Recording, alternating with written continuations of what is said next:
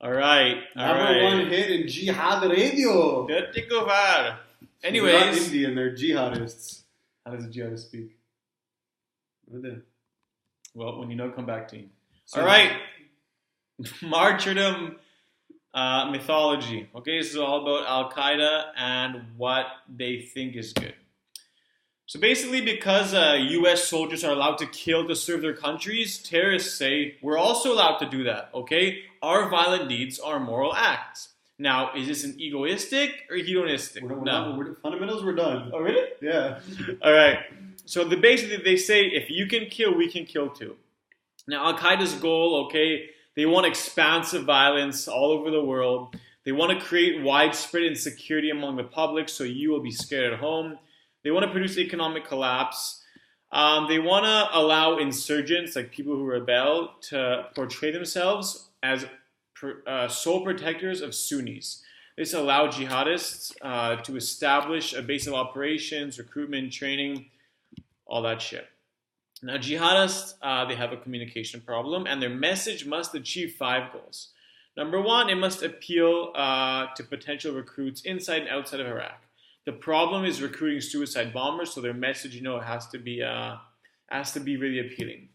Number 2, go against the claims of authorities in Iraq and around the Muslim world. Basically, they can do whatever they want. The message has to justify the public killing of fellow Muslims. So it's basically saying that it's okay to kill fellow Muslims in these attacks. They want to make people, they want to legitimize the organizations that engage in the violence.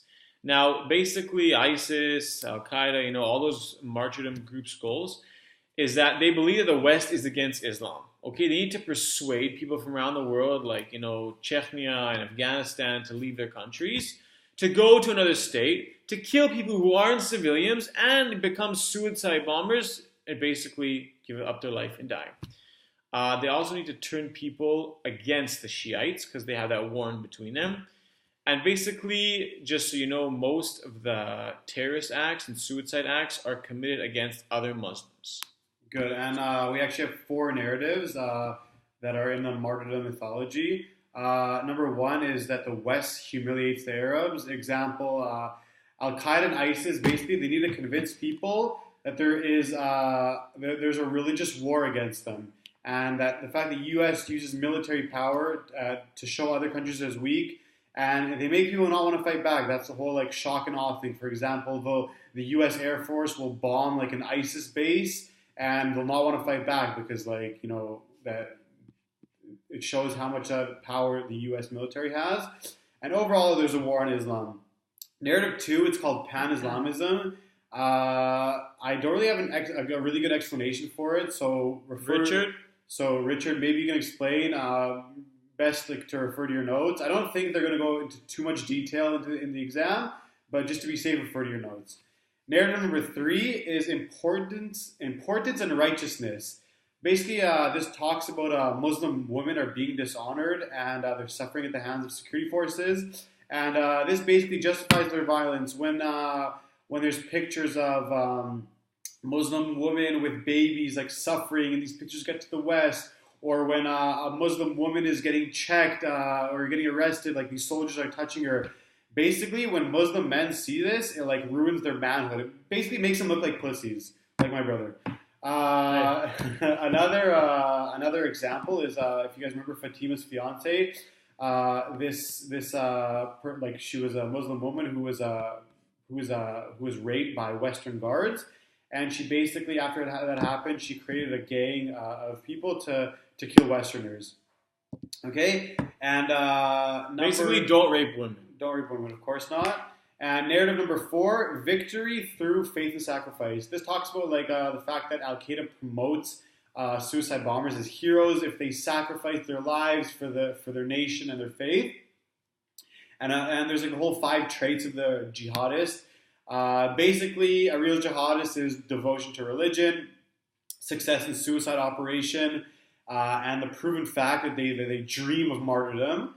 And they also, before before they go on like a suicide mission, they like read these exaggerated biographies of past people who committed suicidal attacks in the past, and they promote them as like heroes, and they really like boost them like for them to follow through with the suicide attack. And also they ensure them that the attacks won't be for nothing, like they'll be for like a huge cause.